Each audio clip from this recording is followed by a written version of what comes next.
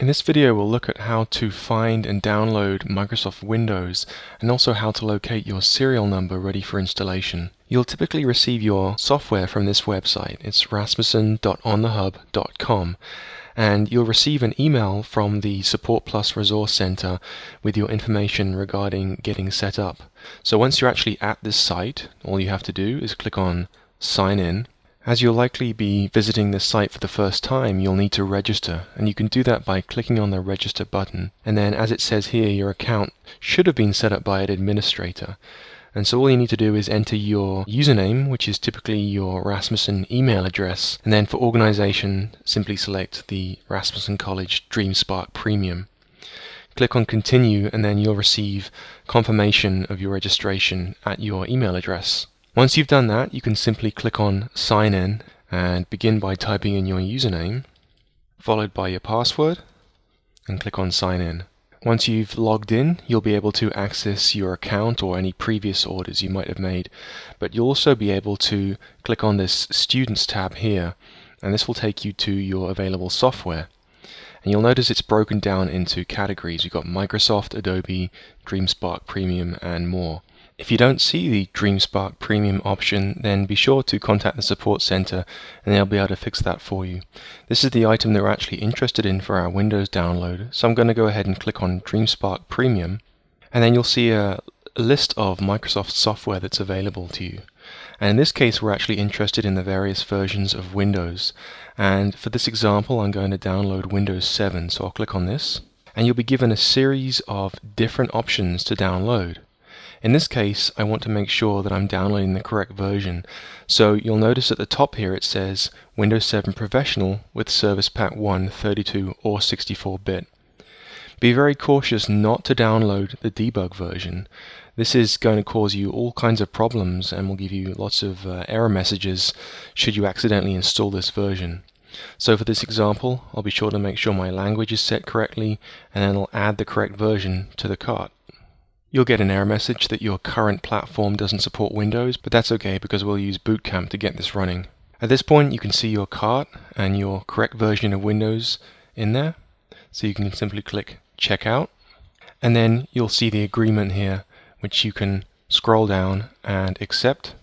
You can read through the upgrade considerations here, but in this case, I'd be using this for a clean install, so I'll just click Continue. And then your order will be almost ready, and then you can click on Proceed with Order.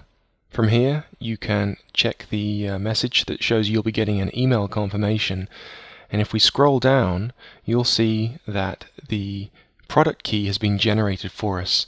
Now this is really important that we actually keep this, so what I recommend you do is actually save this page out. You can do this by going to File, Save Page As, and you can simply save this to your hard drive. In this case, I'll put it on my desktop and click Save, and that'll save it as a web page. An alternative option would be to go File and Print, and if you have the option available, you can go ahead and select PDF, Save as PDF, or alternatively you can just use your default printer and print out a hard copy instead. From here, you're ready to actually start downloading the product, so you can simply click on Start Download. And the way this works is a little different. You actually need to download the Smart Download Manager first before you can download the SDX file, which contains the download information. So what I'll do is I'll go ahead and click on Download Smart Download Manager, click on Save File, and once the download has completed, we can run the file.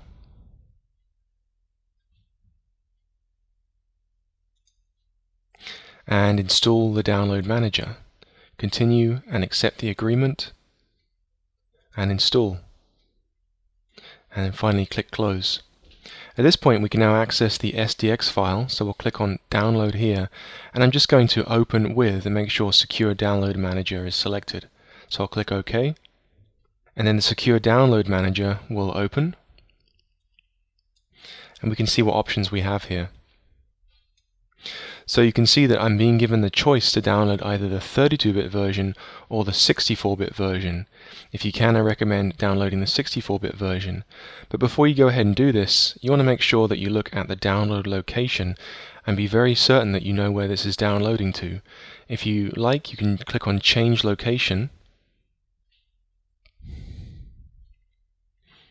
and in this case I think I might just put it on my desktop and click Choose. So when I'm ready to download, I'll simply click on the Start Download button, and then the Windows download will begin. This will take a little while to complete. When this is finished, you can simply navigate to the folder where you save this to, or click on Launch, and this will load up the file location. In this case it's my desktop, and you can see where the folder is, Windows 7 Professional. And if I go into here, you'll see that I have the ISO file, which is almost ready for installation. Double click on this file and it'll mount it to your file system. You'll see it turn up on your desktop, and you can actually go in and navigate those files to look at them. Alternatively, if you'd like, you can burn this to a disk by going to your Applications, Utilities, and then you can select Disk Utility.